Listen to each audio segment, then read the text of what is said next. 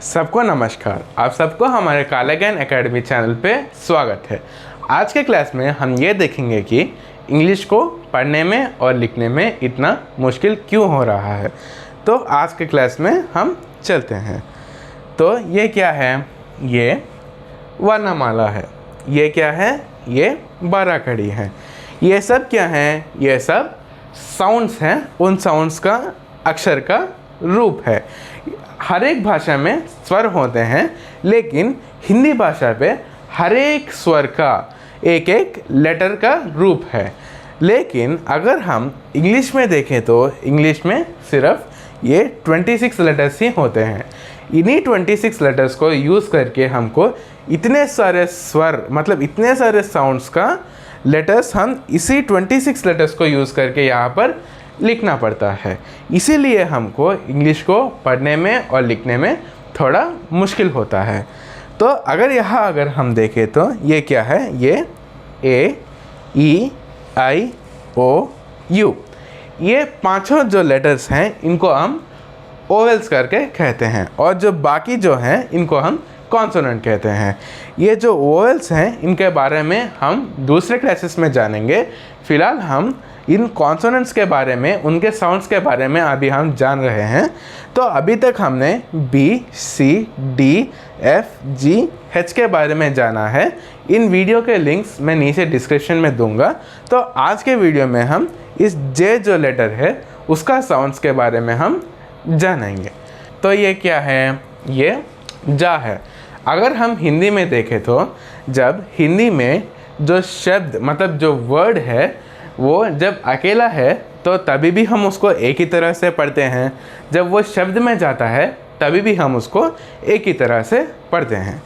जैसे यहाँ अगर हम एक एग्जांपल से देखें तो ये क्या है? ये जा है।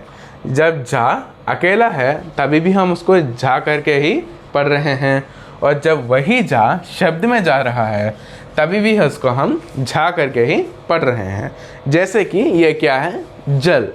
जल, यहाँ पर भी हम झा को झा करके ही हम यहाँ पर पढ़ रहे हैं। दूसरे एग्जाम्पल से देखेंगे तो ये क्या है? जी। जब ये जी अकेला है तभी भी हम इसको जी करके ही पढ़ रहे हैं, और जब ये शब्द में जा रहा है तभी भी हम इसको जी करके ही पढ़ रहे हैं। जैसे कि ये क्या है? जीभ।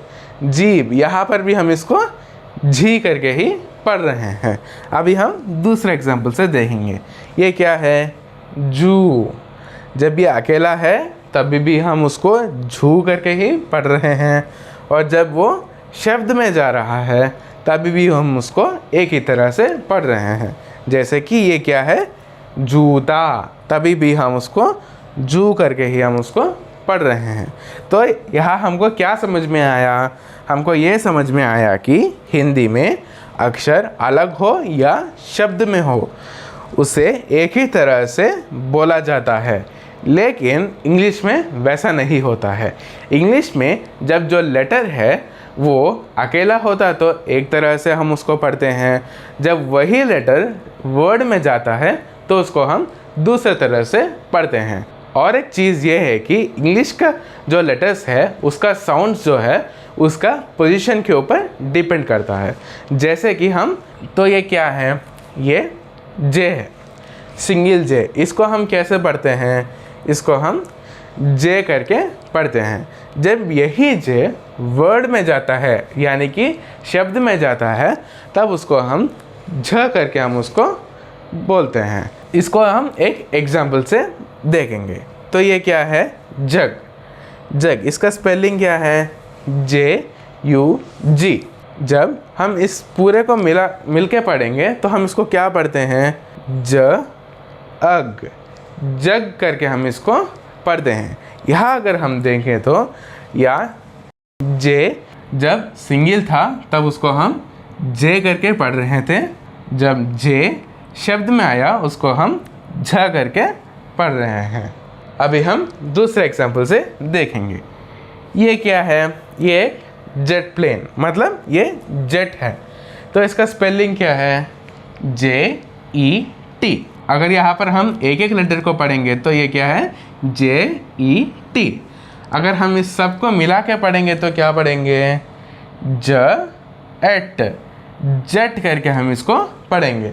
यहाँ पर भी अगर हम देखें तो हम जे जो है, जब ये सिंगल था तभी भी हम इसको जे करके बोल रहे हैं, और जब वही जे शब्द में आ रहा है उसको हम ज करके हम उसको पढ़ रहे हैं। अभी हम एक दूसरे एग्जाम्पल से समझेंगे। तो ये क्या है? ये जार है। इसका स्पेलिंग क्या है? JAR।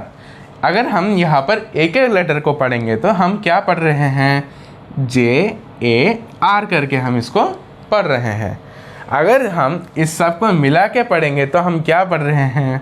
JAR, जार करके हम इसको पढ़ रहे हैं। यहाँ पर भी अगर हम देखें तो जब जे जो है वो अकेला था तो उसको हम जे करके बोल रहे हैं।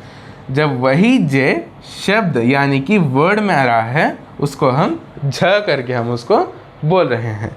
मेरे ख्याल से आपको ये अंतर समझ में आया होगा। एक बार फिर से उसको हम डिस्कस करेंगे। ये क्या है? ये जे है।